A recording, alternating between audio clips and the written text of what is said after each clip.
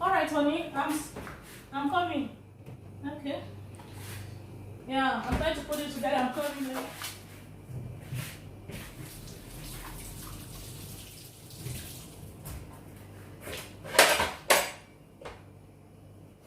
Honey? Yeah? Is my food ready now? Yeah, I'm coming. Just a minute. Okay. Let me say yes because I'm almost done. Oh, you said it's ready there? Yeah, honey. Well, hold on a minute. What is it? Eh? Your What fruit. is it? Your fruit. I think you should know better. I don't like my fruit being diced this way. What's with honey? It's too big. I want it to be diced smaller. I want to scoop it with spoon and eat the way you dice it. For how long have you been married? For how long that you don't even know how to dice my fruits? Honey, but this is not too big. And coupled with the fact that you're in a when we are in our holiday, does that mean you have to make it the way I don't like? Okay, for how many times do I have to correct you on this? I don't think I'm eating. Let's just leave it. Go out with that. I am not eating. Honestly, I am not eating. Honestly. But what? But what? You should know how to dice the fruit. For how long have you been married? You should know better. You should know how to do this more than what you are doing now.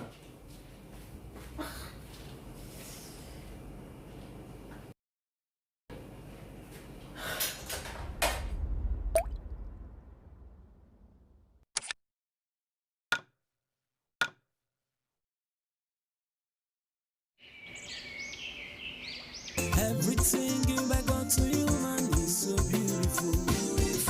Marriage is not exceptional. It's a gift to my time. We are two welcome to figure in marriage, we are one. Make God bless our union so that we can be fruitful. If I me, any be a coming. Follow me, the lover of my soul. If I read,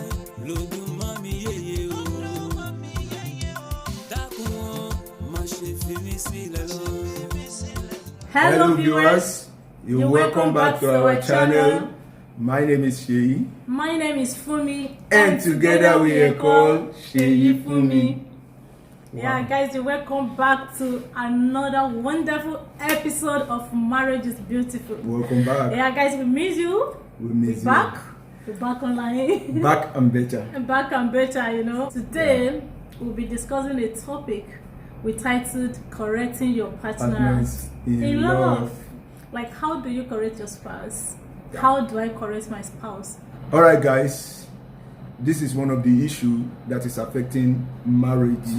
When do you correct and it leads to a fight? How do you correct without necessarily being harsh? Yeah, without necessarily being bossy. Yeah, without being bossy. you know, the first thing I want us to understand, Oni, is that you married an adult, not a kid. So the way you are going to treat him, the way you are going to treat her, you have to be very careful about it. When you consider the fact that you didn't grow up within the same environment, under the same home, under the same parent, there is bound to be differences. Yeah. Now, when you want to harmonize those differences, you want to iron things out, there are ways to do that. You know, in correction, don't become bossy when you question your partner's or your spouse's choice. You have to do it tactically. Sure. You don't want to damage your spouse's self-esteem. Some men will like, is that how to do that thing? I like, why will you want that? And we have some women also. Let me talk for women. Right. Okay, so women are going to say, oh, I've been telling you this over and over. Honey, please stop this habit. I don't like it. You know, it looks like you are being bossy, sometimes maybe nagging, because when you correct someone's mistake or fault over and over, maybe over and over, you keep repeating it, definitely it's going to turn to nag. Yeah. You know, so we just know that with God, with prayer, you can help yourself, you know, to know the best way to correct your spouse, because correcting your spouse still have to do with the person you are correcting. You know, every husband cannot be the same, every wife cannot be the same. If you're going to correct your wife, you're going to correct your husband in love, definitely you have to study the person you are correcting. You know, there are still some people that you're going to talk to like, oh honey, oh I wish yesterday, you know, and you're like, the way you correct, the person like, what do you want me to do? What's it? You understand what I'm trying to say, you know? So we come back to that. Yeah, so we need wisdom and prayer to correct Study your our spouse in love, yeah. Before you know how to correct him or her. Yeah. It's a very simple thing. Don't damage their self-esteem. Exactly. Whenever you are going to disagree with your choice, do that tactically. Yeah. You like my father would say, you don't open all mouth to say things. Sometimes you say some things from the corner of your mouth. There are some people that enjoy the whisper. There are some people that like the shout. But even if the shout has to come, sometimes the whisper must come. Must be more, maybe often. Must be more often than the shout. Yeah. No, there are some people that you really need to stamp your feet down. There are some spouses like that, some husbands, some wives like that you need to stamp your feet down. But there are some others that even when you whisper, they understand. The first thing we want to iron out today is when you are going to correct your spouse, please don't damage their self-esteem. Nobody in the whole world really wants to be corrected. That's the truth of the matter. Everybody wants to think what he did or what he's doing or what he has done is right and is perfect. Yeah, so and it's welcome. When somebody is trying to look at it on another angle and coming in at the angle of correction, the person is not going to take it. Yeah, well, we will take it, but it won't be okay with you because you want to be appreciated for everything that you've done. So if you are going to correct your spouse, please don't damage their self-esteem. Correct in love. Yeah, another aspect I want us to look into that sometimes affects marriage is we tend to correct our spouse maybe towards the way they say things, or the way they behave, maybe in the public, or the way they, they do things. You understand what I'm trying to say? And you're going to use phrases like, I believe you should be wiser than this, Be more mature than this. More mature than this. You're right. That can be irritating. I believe you should know that what you're doing is so irritating, It's not that way. Like, we should stop using those phrases that can hurt the person. Someone says something like, what you want your spouse to do exactly to the person. If you start correcting him that way or her that way, definitely time will come when he or she will learn more than you. You have a way of saying it. They said, and it's about go.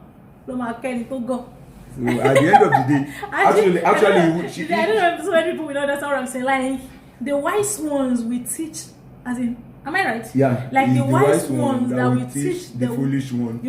And with time, the foolish one is going to be wiser. Yeah, like you become a master. You become more perfect than your master. If I'm correcting you in such a way, you are learning also. You want to correct me back.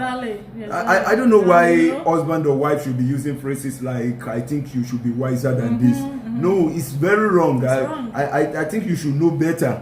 No, those are statements that are injurious to somebody's self-esteem. You don't tell him that, or you don't tell her that you should be more wiser than. Are you saying he's a fool or she's an idiot? No. We have to learn to correct in love. Yeah, I think it's better to say things like, oh, why don't we do it this way? I think it's better this way. Yeah, why don't you consider it this angle? Why don't you consider it this way instead of just saying, oh, you could have done it better than this? Like from your own mind, you're trying to say things from the positive side. But when it gets to your spouse, he or she will read different meanings to it, So it's sometimes, I think it's just wisdom and prayer. Yeah. God will help us all. Another thing that you can use is when you can tease. You can teasingly correct. Okay. A form of joke, a form of just playing around your spouse to correct. But please be very careful when you are using this so that you don't become scornful. And when you play around too much, please just know the boundary. Even if you are joking around, you want to correct, and your partner is not taking that joke at the moment, pause. Like the Bible says, Selah, you pause. try to reason. If I'm joking around, sometimes a joke you crack with me today and I laugh might not be taken that way tomorrow depending on my mood. Yeah. So there are things that you do and you say that can make correction a bit acceptable. Don't forget, nobody really wanted to be corrected. So if you are going to correct your spouse, find a way of correcting him or her. Then another thing that I would like to add is this, buddy. Yeah. Over familiarity sometimes just make us to take things, maybe anyhow. Yeah. Anything goes. Okay. No, anything does not goes in marriage. Don't let us put it that way, because definitely, like he said, there is boundary to things. Don't say, oh, he's my husband, so I can do anything. Yeah. She's my wife, so I can do it. I can do anything. I can say anything. Like, you should know what to do. You can do it this way. Why don't like there's people that are going to tell you that if I say something, my wife should follow. Anyhow, whatever it is, we should submit to our husband, as in for the women.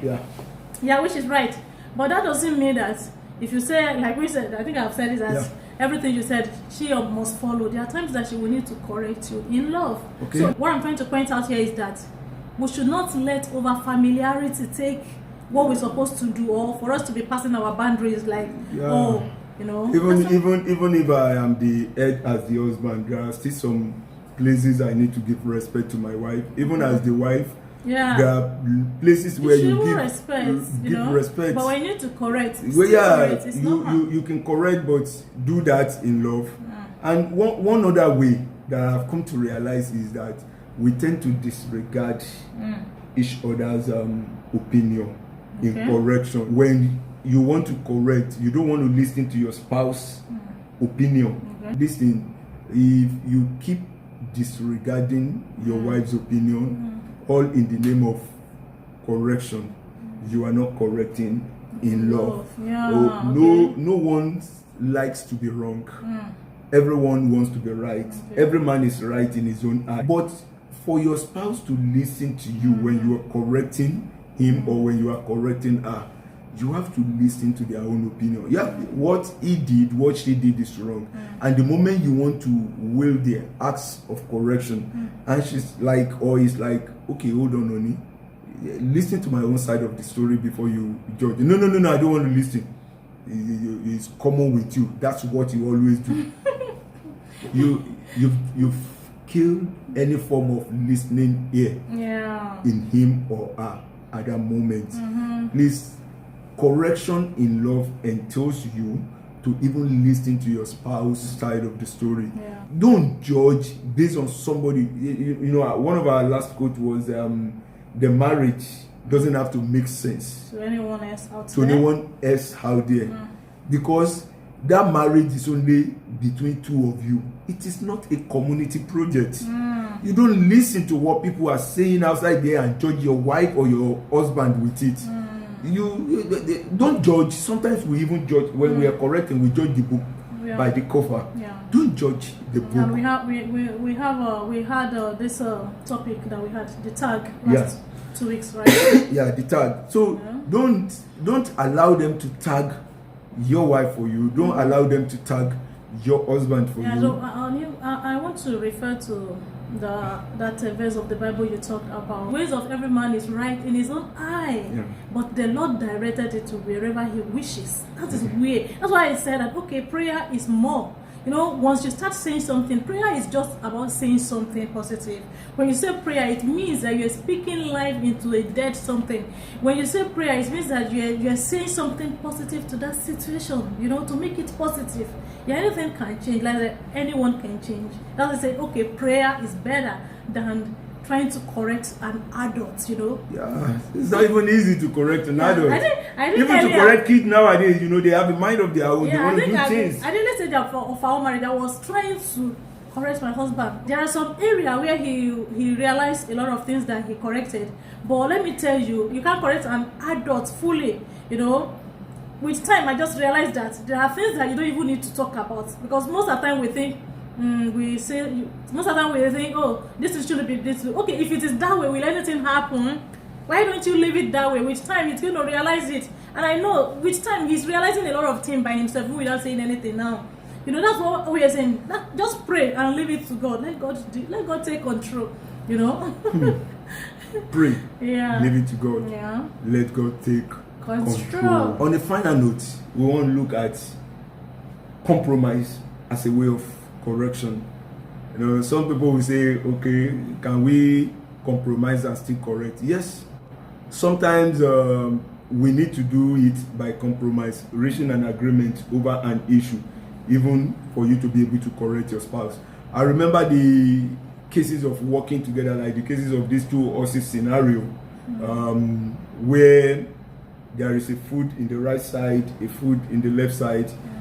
The horses were tied together with a rope, and then each one of them wants to go to his own side to eat. So why this one was going this way, this one was going this way, neither of them was able to reach the food, and they were just because the rope it becomes a tug of war. They were pulling each other. Now they come together into the middle, and they sat down and they reason, how do we eat this food? So they decide to go to one area, eat the food together in that place, and then shift after finishing that one to another area and eat the food. See, they reach a compromise, and they iron out the differences. Differences will always be there in marriage. How do you correct? How do you iron out? You do that in love. You do that sometimes by compromise. Like when we have one of the family on the Insta Live, the wife says something, said, I think the Lawrences, the wife says something like, okay, at a point, I realized that, just like you said, if this thing didn't happen this way, would somebody die because of it? Like, okay, you didn't place the tissue in the right direction. Would that stop us from using the tissue? Then why do we have to? Okay. At the end of the day, I said, okay, I let it go. Some of these things, and we enjoy the marriage for it. So it's not as if heaven definitely is going to fall if that thing was not there. I do say this. I remember it took me years, even as of now. I still do it once in a while to know how to put my shoe when I come in. And I think at a point, my wife just decided, okay, I will pack it. And then each time that she will pick it, when I'm sitting down, something in my mind will tell me, again, I've forgotten again. So at a point, I make it just to go straight to the shoe rack. Go straight to the shoe rack, put it right over there. So if she keeps shouting, there will be a point I might deliberately want to be doing it. It won't be more than shouting. For you, they work while they work for me. But for me, shouts cannot work for you. You have to understand your spouse. Yeah. By the way, nothing good comes out of raising your voice. Just leave it.